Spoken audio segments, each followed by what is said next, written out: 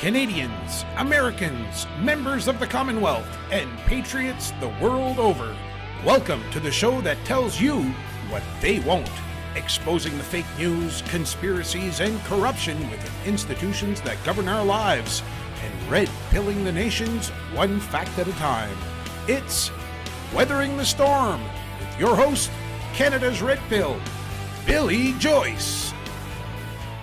Good day, folks, and welcome to another show. Today I am going to talk about how Canada is becoming more and more of a police state, a totalitarian nanny state.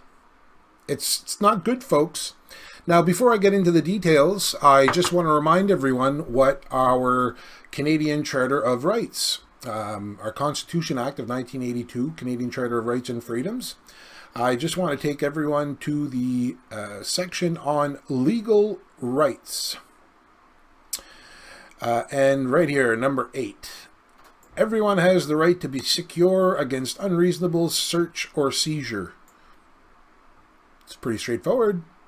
Any person charged with an offense has the right to be presumed innocent until proven guilty according to law in a fair and public hearing by an independent and impartial tribunal. Now, I know a lot of people may say, when I go through what I'm about to go through, they're going to say, well, you're still going to have to go to court, and you're still going to have to do this. Well, listen to the whole video, and then you tell me if, in some way, the Canadian government is now infringing on our rights in this manner. And I mean, lately, they've been infringing on our rights. If we go through the different parts of our Constitution, and you know, freedom of conscience and religion, freedom of thought, belief, opinion, and expression, including freedom of the press and other media of communication, freedom of peaceful assembly, and freedom of association. When you consider that lately all the alternative right-leaning media channels on social media are being throttled, or not even throttled, I guess, shadow banned, being demonetized. So I guess freedom of thought, belief, opinion, and expression, including freedom of the press and other media of communication, is only legit for those who are left-leaning, because that's what seems to be going on. As far as freedom of peaceful assembly and freedom of association, it seems that nowadays you have to get permits and stuff to have peaceful assemblies, otherwise you get harassed by the police. Now, as far as our legal rights go, I read on Spencer Fernando, and Spencer Fernando is an independent journalist. He's got his own website. His stuff is not featured often in mainstream media. I believe he's had articles in Maclean's magazine. And I just went to check this morning because I like using some of his articles for the French radio show that I do every morning. Oftentimes I'll translate some of his material and incorporate it into my morning show. So when I saw this, Canadians outraged over Trudeau government's disturbing impaired driving law, giving authorities power to demand breathalyzers in our own homes after driving. When I saw that headline, I was like, no, that can't be, that's not possible. And then it says, a serious infringement on the freedom and liberties of the Canadian people. You got that right. So then I'm like, is this for real? So I'm going through here. Changes to Canada's impaired driving laws passed by the Trudeau Liberals are causing massive outrage throughout the country. I bet. What I was wondering is, why the hell did it take me until today to find this out? Apparently this happened in December. But I guess it just reflects what the mainstream media does. Because, for example, here in Atlantic Canada, most people, the most watched news in Atlantic Canada would be CTV or even CBC, but what we get in Nova Scotia would be CBC Nova Scotia or CTV Nova Scotia. The national news, where things like this are discussed, is more on CBC News Network. And on CBC News Network, even if they ran a story like this, they just run with the facts. You'd never get a pundit. It would be rare to get a pundit on CBC that's going to lambaste the Trudeau government for anything, including eating away at our rights and freedoms. Now, so far, it seems I got through this what I've gotten through so far on this article. It says, the Trudeau Liberals have changed Section 253 of the Criminal Code. Now, police are allowed to demand breath samples from drivers for any reason without needing a reasonable suspicion that someone has been drinking. So you're driving down the street. I don't know, you may drop something. There may be something that falls on the floor. There may be, I have no idea. Maybe your child talks to you. You turn around. There are no vehicles coming. But you turn around and you swerve to the other side of the road. And the cop so happens to see you. Maybe he's got a speed trap set up. He pulls you over and automatically he's allowed to put you on breathalyzer. Or for that matter, he can pull over anyone he wants. Put you on the breathalyzer. Now, Spencer Fernando says, here's part of a Global News article describing the disturbing changes.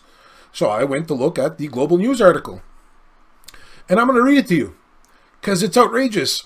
It may sound unbelievable, but Canada's revised laws on impaired driving could see police demand breath samples from people in bars, restaurants, or even at home. And if you say no, you could be arrested, face a criminal record, ordered to pay a fine, and subjected to a driving suspension. You could be in violation of the impaired driving laws even 2 hours after you've been driving. Now the onus is on drivers to prove they weren't impaired when they were on the road. It's ridiculous. It's basically criminalizing you having a drink at your kitchen table. Paul Doroshenko, a Vancouver criminal defense lawyer who specializes in impaired driving cases, told Global News. If you start to drink after you get home, the police show up at your door, they can arrest you, detain you, take you back to the police station, and you can be convicted because your blood alcohol concentration was over 80 milligrams per 100 milliliters of blood in the 2 hours after you drove. Wrap your heads around that, folks. Wrap your head around that. So you go to the liquor store, what we call them liquor stores. Maybe you want to call them the beer store. You pick up a dozen beer, or 24 beer, or a flat of beer, whatever it is you may call it. Come back home to watch the hockey game. You're an hour and a half into the hockey game. You've drank 6 beers. The cops show up at your door. And because someone reported you, oh, I saw Billy Joyce driving kind of erratically on the road about an hour and a half, 2 hours ago. I think he may have been drinking. So the cop follows up, comes to my door, knocks on the door and says, hey, Billy, you been drinking? Yeah, I had a few beer. Well, we're going to have to give you the breathalyzer because we got reports that you were driving erratically, so you got to blow in the breathalyzer. Well, I'm not blowing in the breathalyzer. I wasn't drinking when I was driving. If I refuse to blow in the breathalyzer, apparently, he can arrest me. Arrest me for drinking and driving. Haul me off in handcuffs. Based only on someone saw me driving erratically an hour and a half ago. So come to my house and if you're a pot smoker, they can come to your house and demand a blood sample. Do you know what that sounds like? It sounds like the police state. Global News further says, the public has completely missed this one, said Joseph Neuberger, a Toronto criminal defense lawyer. You think? And the reason we missed it is because our mainstream media outlets, they don't really talk about that stuff. They prefer to talk about Trump manufacturing a crisis, because those were the exact words that every single mainstream media station was using in North America after President Trump addressed the world from the Oval Office. Even though you can go consult the video I did, I believe it was yesterday or the day before, you can go consult that video and everything President Trump said can be backed up with verifiable articles, facts. They're all factual. But in Canada, they change a law like this, and I'm willing to bet it might have shown up on CBC News Network. It may have been a bleep on the radar, but I know I watch the news almost every night, and I don't recall seeing this in the news. The article continues. Husbands or wives in the course of separations could drop the dime on their partner, Engel said, describing the potential for the law's abuse by those calling police out of spite, for example.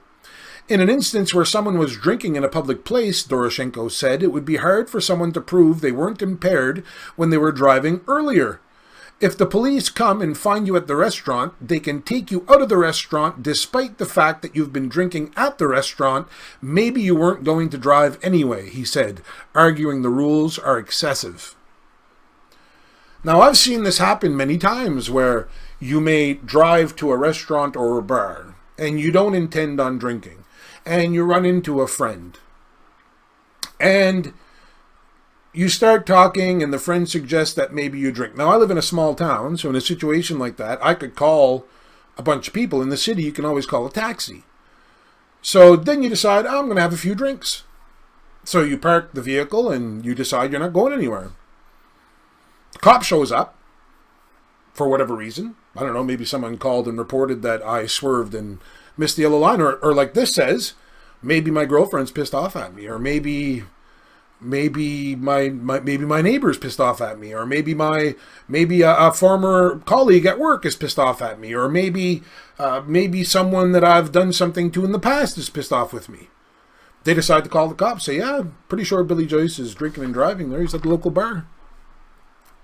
I got there earlier, wasn't drinking when I drove there, decided to have a few drinks. So the cops come in. Well, we got to report you were drinking and driving. You drinking? Then I got to prove that I wasn't drinking when I got there, when I was actually in my vehicle. So again, I ask. Everyone has the right to be secure against unreasonable search or seizure. Is this unreasonable search or seizure?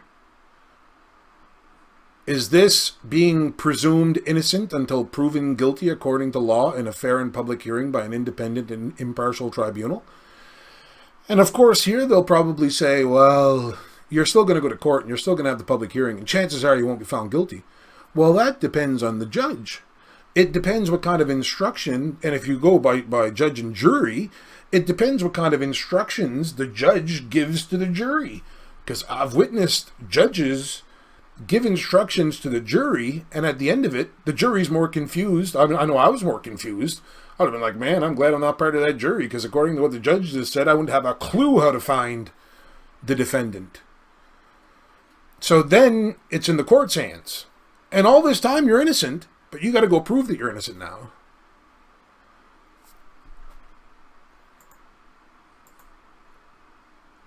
It doesn't make sense, folks. The government just signed the Global Compact on Migration without consulting Canadians. They signed into the Paris Accord without consulting Canadians. They imposed things like carbon tax without consulting Canadians. And now they're allowed to come into our home and demand breathalyzer tests based on random reports or random phone calls from God knows who. Man, Canadians, well, who cares? That Billy Joyce is crazy.